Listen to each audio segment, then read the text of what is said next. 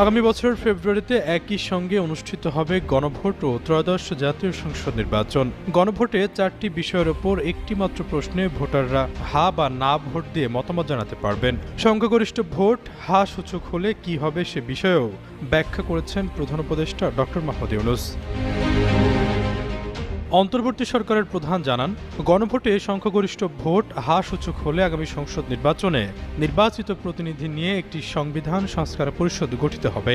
এই প্রতিনিধিরা একই সঙ্গে জাতীয় সংসদের সদস্য হিসেবে দায়িত্ব পালন করবেন। পরিষদ তার প্রথম অধিবেশনের শুরুর তারিখ থেকে 180 কার্যদিবসের মধ্যে সংবিধান সংস্কার করবে। সংবিধান সংস্কার সম্পন্ন হওয়ার পর 30 কার্যদিবসের মধ্যে সংসদ নির্বাচনে প্রাপ্ত ভোটের সংখ্যানুপাতে উচ্চকক্ষ গঠন করা হবে। এর মেয়াদ হবে নিম্নকক্ষের শেষ দিবস পর্যন্ত। এদিকে গণভোটে বিএনপির ভিন্ন মতের বিষয়গুলো হা ভোটে পাশ হলেও তা